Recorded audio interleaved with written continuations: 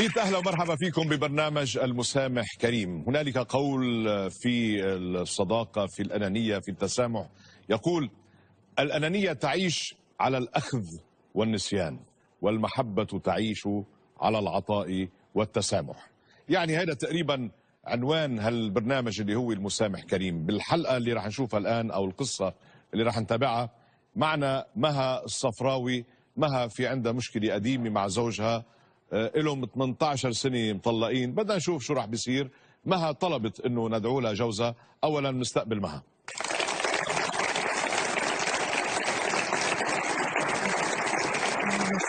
اهلا بمها. كيفك يا اهلا. تفضلي تفضلي مها تفضلي. مها من سوريا. نعم. من الشام. من دمشق. من دمشق. عائلة الصفراوي. يا اهلا وسهلا. اهلا فيك. مها انت محجبة هلا؟ منقب. ما كنتي محجبة بالشام؟ لا كنت سبور. مها كانت ست جميلة وهيك مهتمة بجمالها. تزوجت رجل اسمه محمد خضر، رجل أعمال.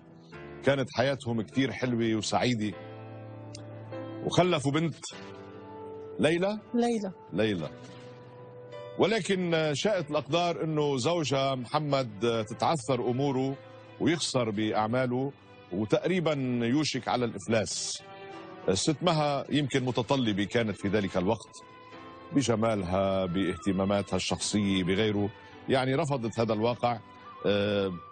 تخانقت مع زوجها وتركت له البنت، وراحت تزوجت مع واحد آخر كان ثري وقتها. صح. بعدين لها 18 سنة هالمسألة. صح. زوجها محمد بعد ما اتطلقوا أخذ بنته وراح على فرنسا، واشتغل بفرنسا، ورجع بنى نفسه من جديد، ورجع صار عنده رجل أعمال، ورجع أعماله ماشي. هلأ مها طلقت من زوجها الثاني، رجعوا على مصر. اجى بالأول محمد وبنته، رجعت لحقتهم مها عم بتحاول انه بركي بترجع بترمم الماضي، بركي بترجع لزوجها القديم الأول، بترجع لبنتها ليلى. بنتك ليلى مزوجة؟ متزوجت بالشام. تزوجت وين موجودة هلا؟ لا دلوقتي مع ابوها بمصر هنا. مع ابوها بمصر، نعم. بعدها مزوجة يعني بنتك ليلى؟ قديش إلها مزوجة؟ والله انا ما بعرف، لانه لهلا ما شفتها، ما بعرفها. ما بتعرفي؟ لا ما بتعرفي. يا ستي انت مشكلتك مشكله، يعني بعد 18 سنه وبعد زواج مع رجل اخر وهلا جاي. لانه هو بعد ما تم الانفصال تقريبا بشهرين دغري اخذها وطلع فرنسا. فهمت. بس انه هذا صار كله وراح العمر ومرق 17، قديش مرق؟ 18 سنه. هو 15 سنه ما نزل بالمره، لدلوقتي ايه؟ عرفت انه نزل. ايه. انت عندك اولاد شيء من زوجك الثاني؟ جبت طفل بس. ايه موجود؟ ايه معي. قديش عمره؟ تقريبا شي 13 سنه. معك ولا مع ابوه؟ لا معي. وابوه وين الثاني؟ والله بعد ما انفصلنا ما عاد يعني عرفت، بس تقريبا بمصر. وبيهتم بابنه؟ كل فتره وفتره يعني بيشوفه كذا وبس. بيشوفه. طيب انت بتلاقيها منطقيه هيك انك تحاولي ترجعي لزوجك الاول محمد؟ يعني معقول يتقبل هالشيء؟ أنا اللي بيهمني أكثر شيء إنه يسامحني بس. مش إنه والله بدك ترجعي أو شيء. لا بس إنه طيب. ارتاح من عذاب الضمير وبس يسمح لي يشوف بنتي يعني. هو مش عم تشوفي بنتي؟ لا ما بعرفها. قديش إلك ما شفتيها؟ تقريبا كان عمرها شهرين. من شهرين؟ يعني إذا التقيتي فيها بالطريق ما بتعرفيها؟ لا. مش قليلة. طيب بها 18 سنة ما حاولتي؟ زوجك الثاني ما حاولتوا انه تشوفي بنتك؟ كان بفرنسا. وانت ما صار لك تروحي على فرنسا مثلا تشوفيها؟ انا بالاحداث طلعت على مصر. بالاحداث. والله يا مها رح حاول انا. وجهنا له الدعوه لمحمد خضر. خلينا نشوف محمد اذا وافق انه يجي ولا لا.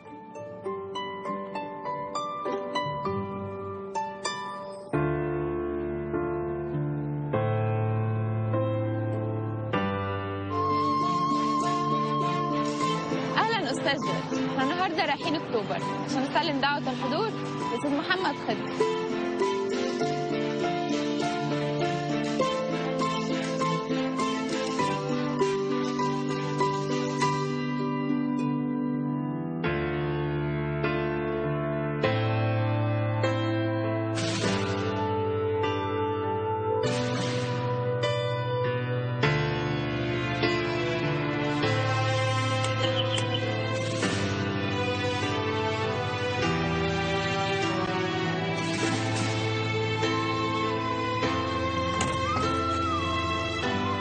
مساء الخير. مساء الخير. حضرتك استاذ محمد خضر؟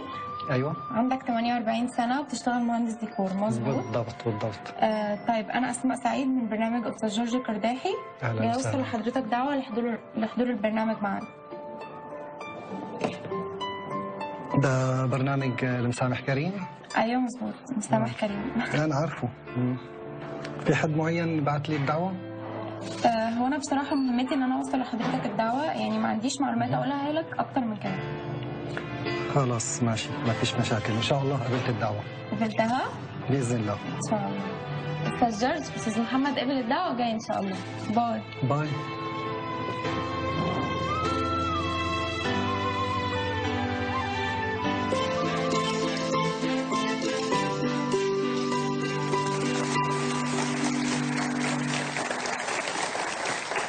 مها من سوريا بعد 18 سنة طلاق راجعة إلى برنامج المسامح كريم حتى تحاول تسترجع العلاقة بينها وبين زوجها الأول، لأنه مها بعد ما اتطلقت من زوجها الأول محمد خضر تزوجت واحد تاني، ولكن رجع طلقها في 18 سنة. بقى سمعنا كل الرواية قبل الفاصل. محمد أصبح في الخارج ناطر إشارة منا. خليه يتفضل محمد.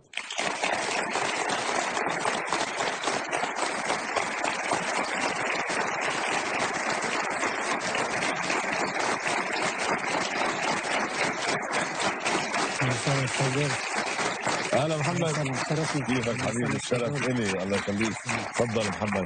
شكرا. فورا عرفت انه المسامح كريم. طبعا عارفه البرنامج؟ طبعا عارفه. الله يخليك. قديش لك بمصر خي محمد؟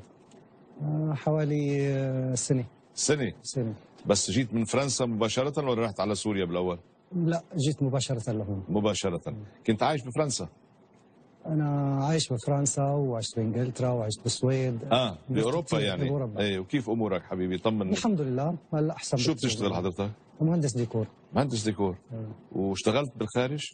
طبعا اشتغلت. بتعرف بالبدايه في صعوبات. نعم. بعدين نعم. حسب ما تاقلم الواحد بالجو. نعم. مشي الحال بعدين. ما عم بتروح على الشام؟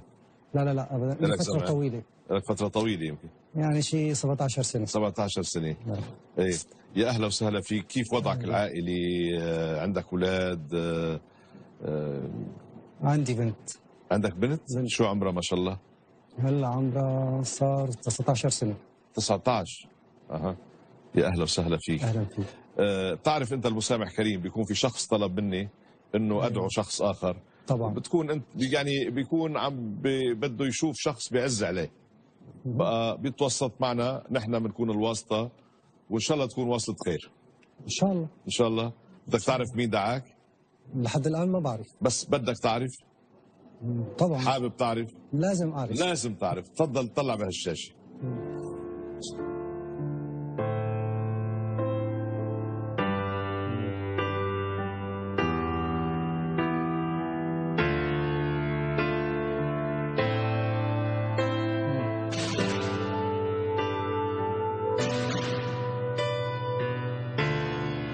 عرفتها. ست منقبة، بتعرفها؟ عرفتها طبعا.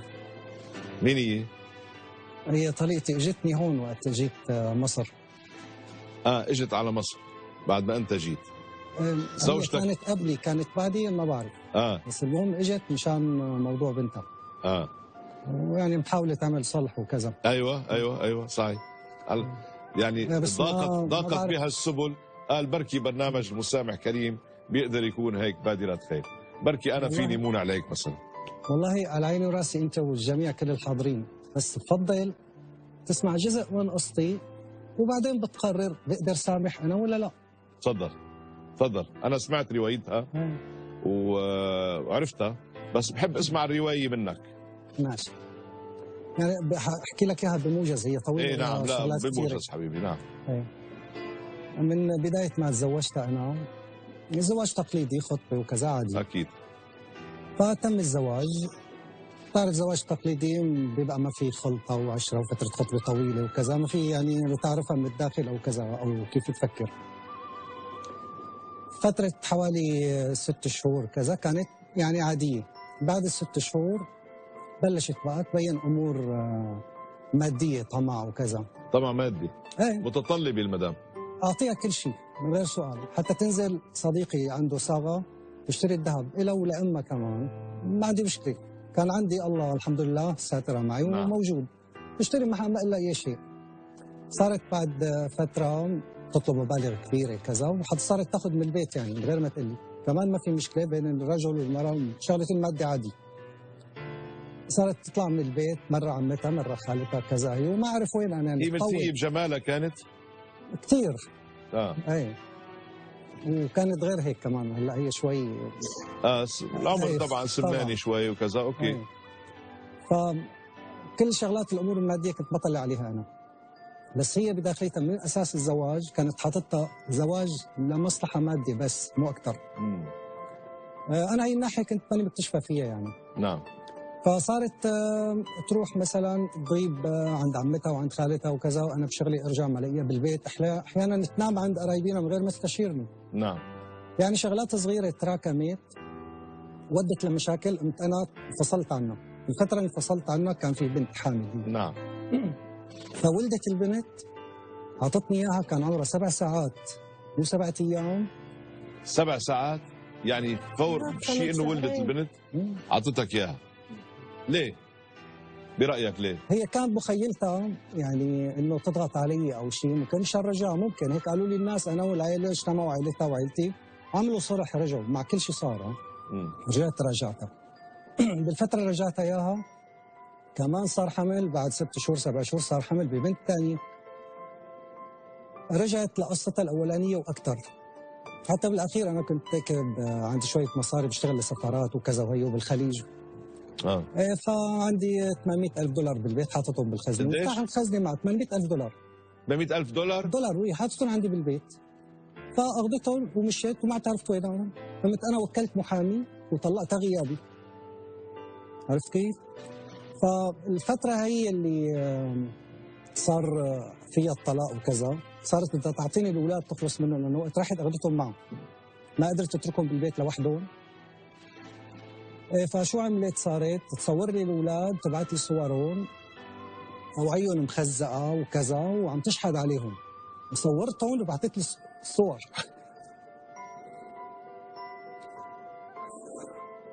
وبعدين منا على اثرها انا كرهت البلد ونساء البلد كلها تبع سوريا.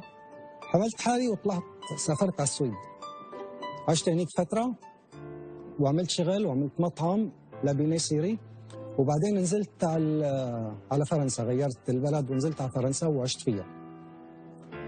بالفتره اللي عشت فيها بتعرف واحد معه طفله صغيره.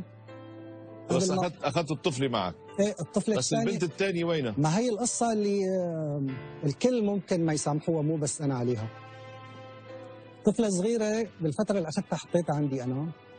حتى اهلي اللي هن اهلي حاولوا يضغطوا علي مشان رجعها على اساس انه صلح وكذا. فحطيتها عند مربيه انا.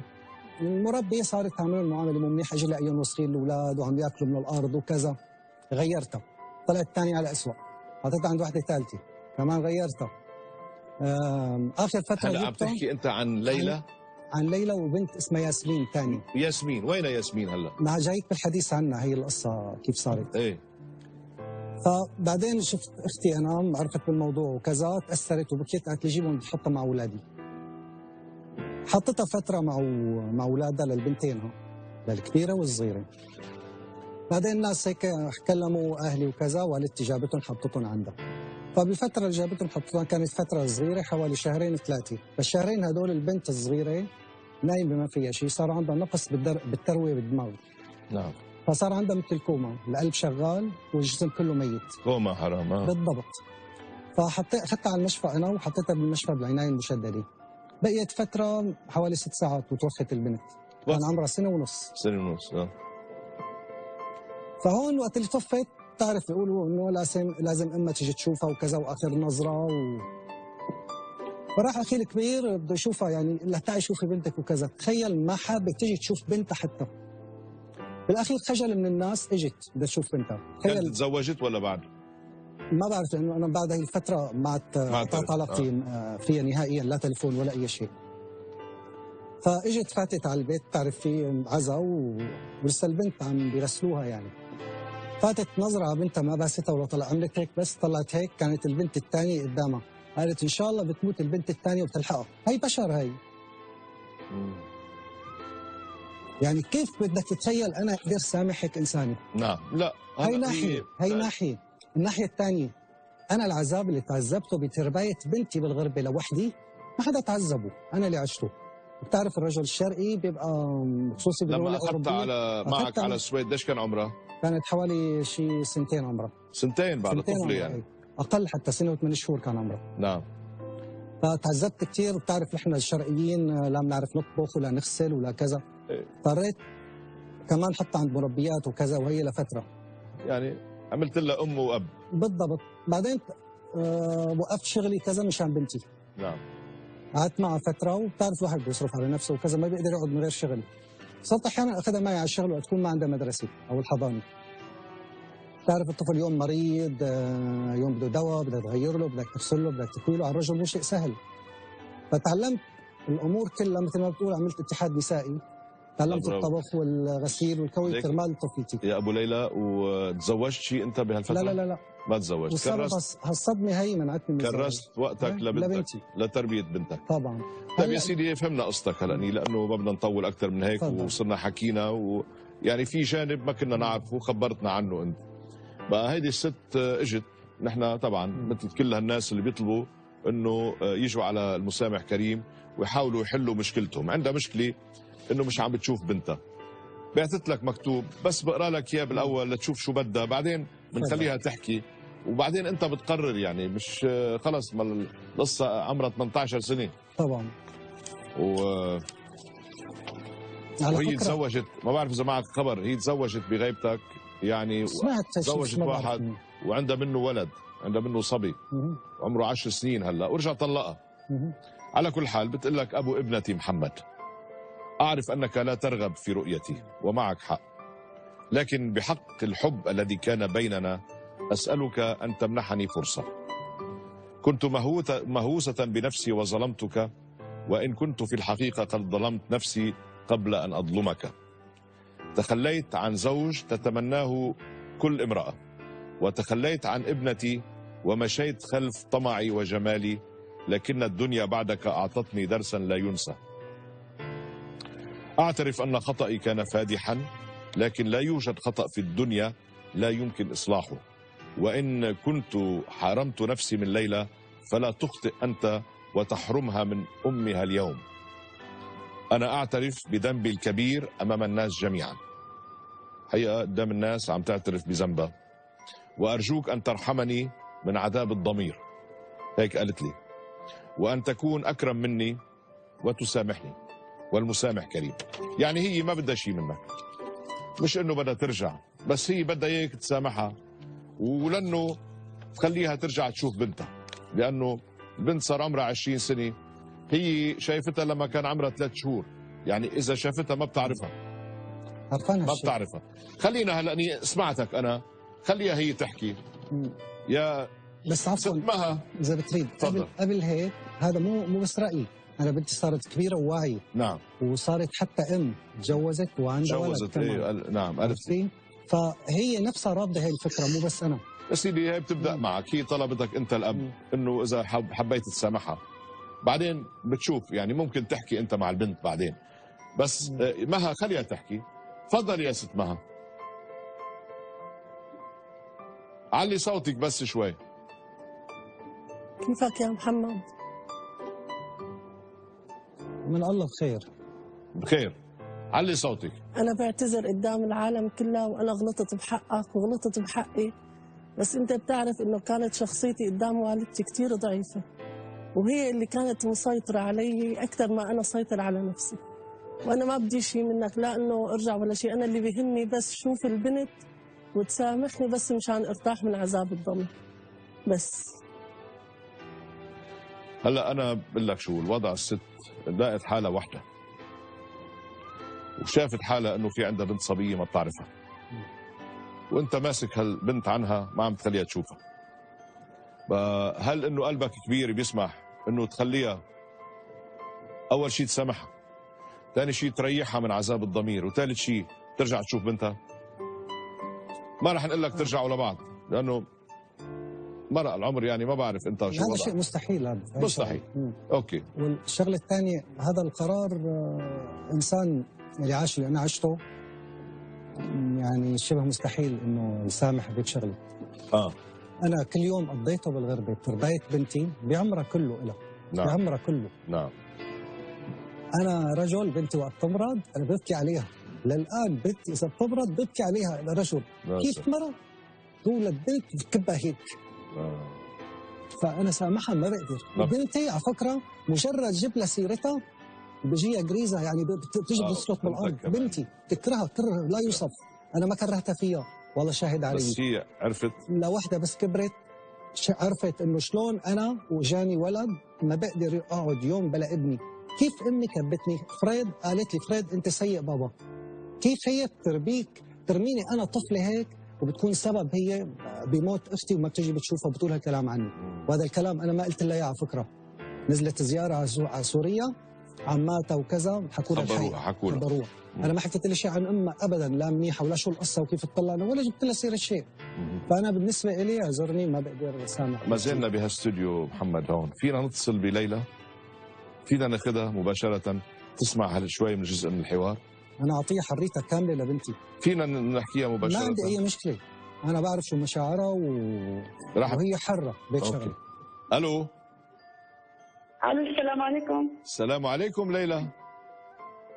علينا استاذ جورج. ايه جورج ارداحي معي، كيفك؟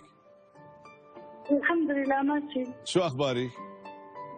تمام الحمد لله. كيف هالزغطور؟ كيف جوزي؟ كيف عائلتك؟ كله الحمد لله والله كله تمام. الوالد منيح؟ الحمد لله تمام. ايه جيران انت وياه؟ نعم. جيران انت وياه؟ ايه جيران ايه. ايه ليلى، انا باستوديو اسمه المسامح، ببرنامج اسمه المسامح كريم، ونحن باستوديو حاليا. زري مين في معنا؟ ايوه. معنا الوالد من جهه ومعنا الوالده من جهه ثانيه، الست مها. ايوه. بقى عم نحكي الوالده اجت لحتى تطلب السماح من الوالد بعد كل هالسنوات، بعد 18 سنه بقى، وبتقول هي حرام انه مشتاقه بدها تشوف بنتها. الوالد ابوكي محمد قال انا مش بايدي، هذا القرار بيرجع لليلى. بقى يا ليلى، أيوة. المسألة بين ايديك، هل عندك استعداد تشوفيها لامك؟ والله يا استاذ جورج، انا امي بالنسبه لي ماتت يعني، ومالي لا اشوفها ولا اشوف غيرها. ما مانك حابه تشوفيها يعني؟ لا انا ما بدي اشوفها يا استاذ جورج، لانه ابي اتعذب كثير بحياته مشاني وهيك وضحى بحياته، وانا كان لازم يعني المفروض هي ما تتخلى عني. يعني حتى لو الرجال مثلا ما له منيح معه، الاولاد المفروض ما تتركون الام.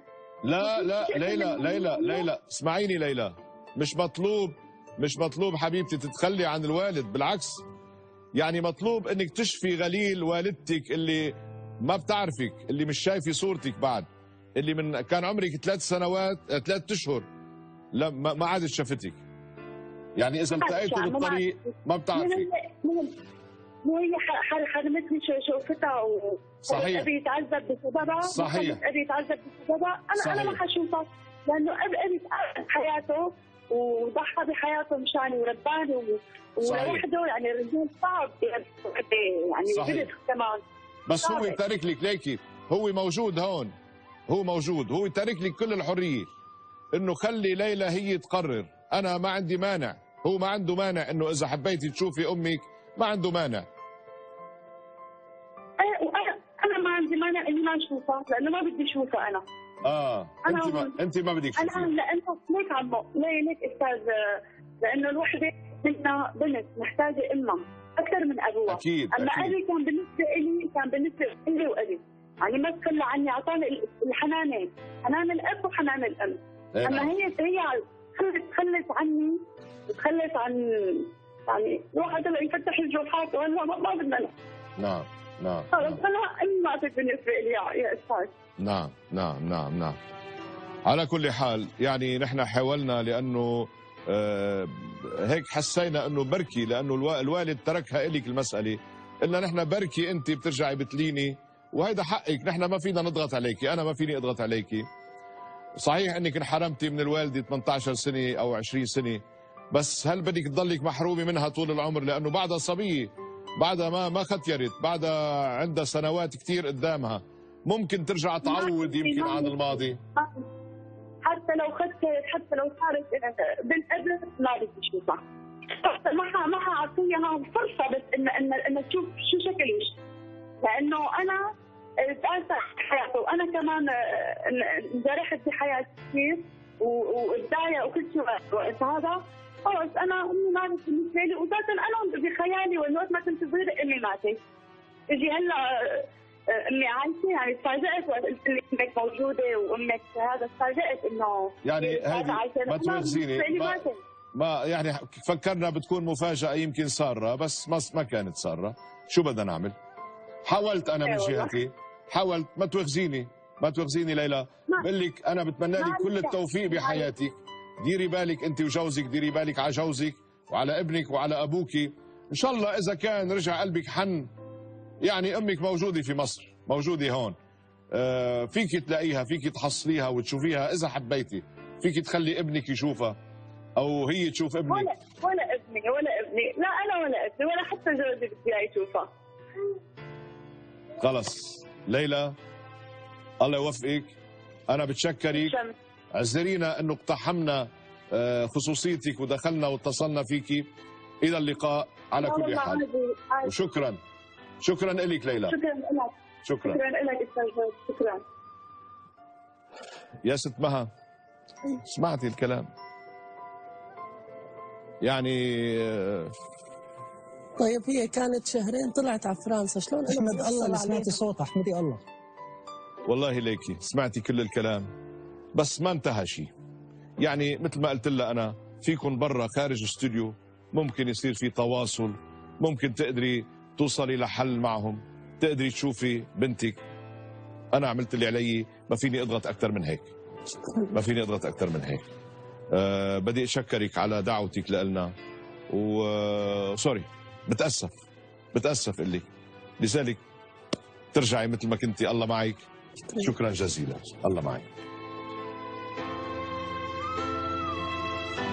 محمد، يعني كان بودنا انه يصير في هيك تسامح، ويصير في ما بدي اقول انه محبه، ولكن كبر قلب هيك، وسعة قلب، سعة صدر. بتشكرك. انا بشكرك أكثر. واقتحمنا خصوصياتكم، بس شو بدنا نعمل؟ سلم لي على ليلى وعلى ابن ليلى وعلى صهرك. الله يسلمك. وشكرا. انا بشكرك. شكرا لك. الله معك. مع السلامه. مع السلامه. شكرا. تفضل.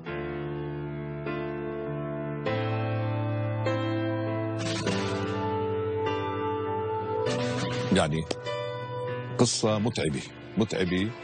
أكيد الست حاملة أخطاء كثيرة على ظهرها، وإجت ما قدرنا نحل لها إياها، لأنه وكمان هو حامل بقلبه كثير من الألم مثل ما قال، وكثير من الحقد. أكيد في حقد، لأنه تعذب وتألم، تعذب عن حاله وتعذب عن بنته. سمعنا البنت كمان شو قالت. على كل حال بفتكر أنه من الطبيعي أنه هالقصة تنتهي كما انتهت الآن.